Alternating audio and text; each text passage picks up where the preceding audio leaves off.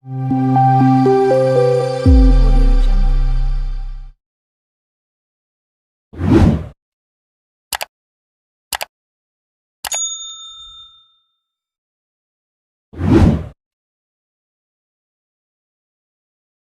ছিল হরিধন। গ্রামের বনে পাহাড়ে ঘেরা এক পুরনো বাড়িতে সে তার স্ত্রী ছায়া রানী আর দুই ছেলে রতন আর যতনকে নিয়ে বাস করত। বছর 2 আগে হরিধন দুই ছেলের বিয়ে দিয়েছে। বড় ছেলের বউ লতা আর ছোট ছেলের বউ শিলা, দুজনেই শহরে পড়াশোনা করা, চটপটে, বুদ্ধিমতী মেয়ে।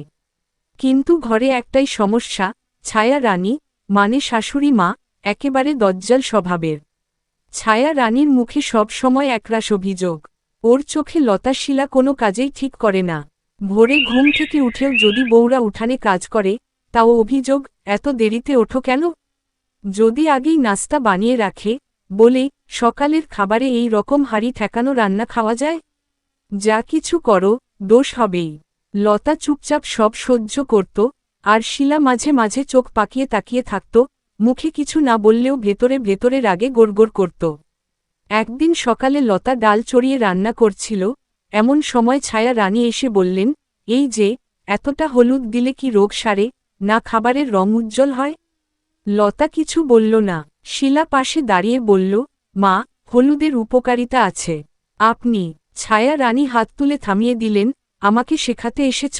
আমি তোমাদের মা, ডাক্তার না হলেও সব জানি। রোজ এইভাবে চলতে চলতে দুই বউর মুখ শুকিয়ে গেল। একদিন সন্ধ্যায় ছেলেরা, রতন আর যতন, ঘরে ফিরে বউদের মুখ দেখে হতভম্ব। লতা এক কোণে চুপ করে বসে, শিলা বালতির পানি নাড়ছে, যেন পাথর গোনার কাজ করছে। রতন বলল, কি হয়েছে? সারাদিন ধরে মুখ গোমরা করে বসে আছো কেন? শিলা মাথা তুলেই বলল, তোমাদের মা। যতন হেসে বলল, আবার কি করল মা? লতা বলল, আমাদের তো মানুষ ভাবেন না, একটা কথাও ভালো করে বলেন না। এত করেও যদি একদিন বলেন, ভালো করেছ, তাহলে জীবন ধন্য হয়ে যায়। দুই ভাই চুপচাপ একে অপরের দিকে তাকালো। এত ভালো বউ, অথচ দিনরাত গঞ্জনা শুনছে? এভাবে আর চলতে পারে না।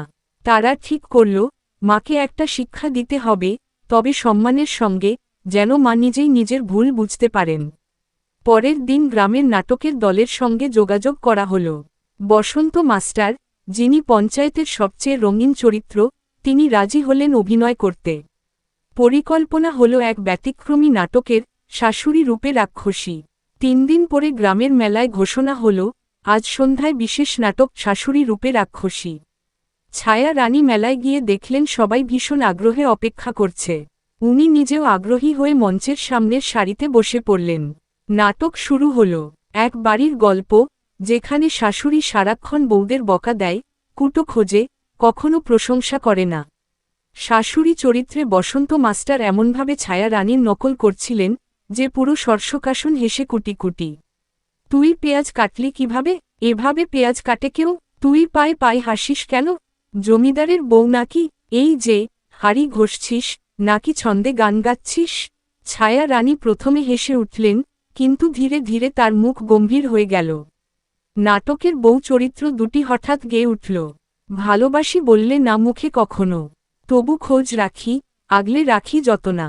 মা বলি যাকে, তার চোখে যদি একটুখানি স্নেহ ঝরে, প্রাণ বাঁচে সেদিন। ছায়া রানীর চোখে জল এসে গেল। মনে পড়ল, তার শাশুড়িও একসময় দজ্জাল ছিলেন, কিন্তু একদিন বলেছিলেন, তোরাও একদিন বুঝবি মায়ের কষ্ট। নাটকের শেষে ঘোষণা হল, যে ঘরে ভালোবাসা নেই, সে ঘর ঘর নয়, কেবল ইট কাঠের বাড়ি।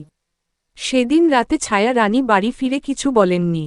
সকালে লতা যখন জল গরম করছিল, তখন ছায়া রানী হঠাৎ বললেন, এই যে, লতা, তোর বানানো চাটা আজ একটু বেশিই ভালো হয়েছে রে। লতা থমকে গেল। শিলা ছুটে এসে বলল, মা, ঠিক বলছেন তো?